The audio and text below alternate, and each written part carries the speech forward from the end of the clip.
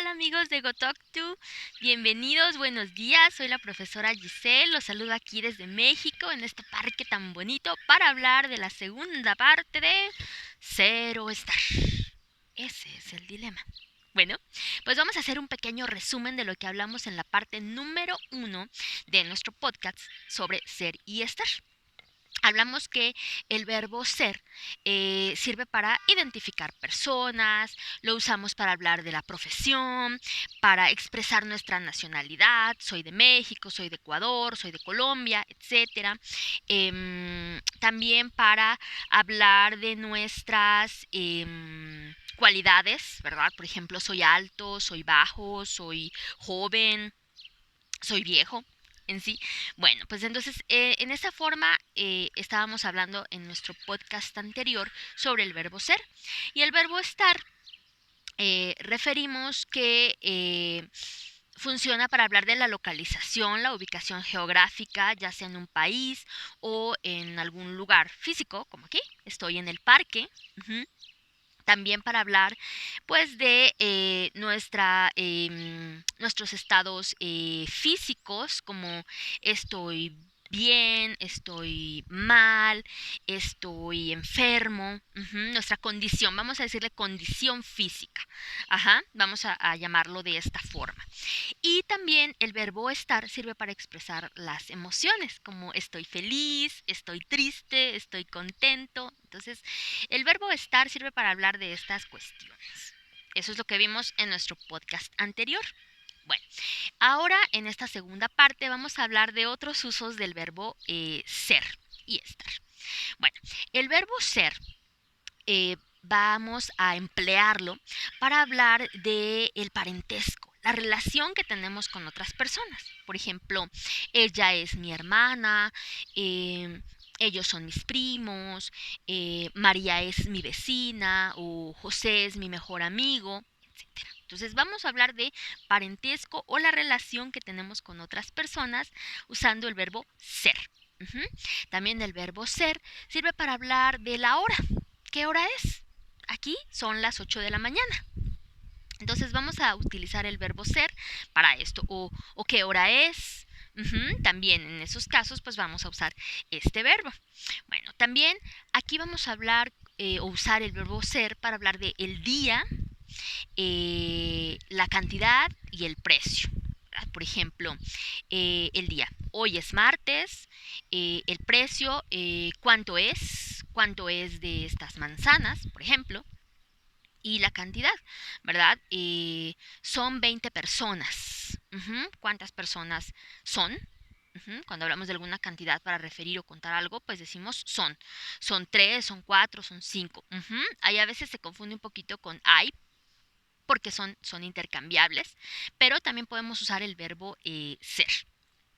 También aquí hago un paréntesis porque al hablar de el día, también podemos usar el verbo estar. Por ejemplo, hoy estamos a 23 de octubre, por ejemplo. O cuando hablamos de el precio, decimos a veces en un sentido un poquito más coloquial, las manzanas están a 20 pesos el kilo. No sé, también se utiliza en esa forma, ¿verdad? Entonces utilizamos el verbo estar para referirnos a veces también a los días y a los precios de algunas cosas. Entonces tanto ser como estar van a funcionar aquí en esta categoría de precio y de día. Y también el verbo ser, retomándolo, sirve para hablar de eventos.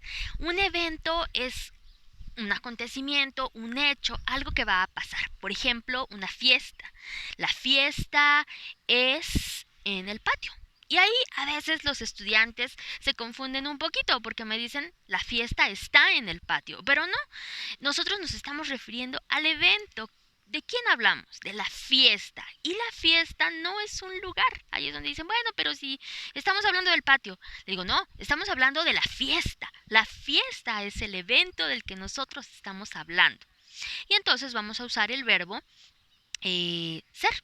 La fiesta es en el patio, pero el patio está abajo o está en la esquina o ahí es la diferencia, ¿verdad? El patio sí es el lugar.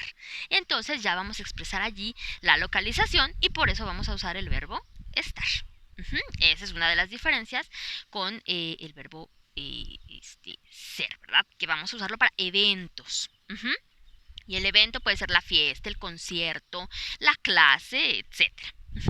Bien, bueno, ahora yéndonos a uno de los últimos usos básicos, ¿verdad? Del verbo estar, pues vamos a referir que el verbo estar sirve para hablar de, vamos a decirle, ¿qué será?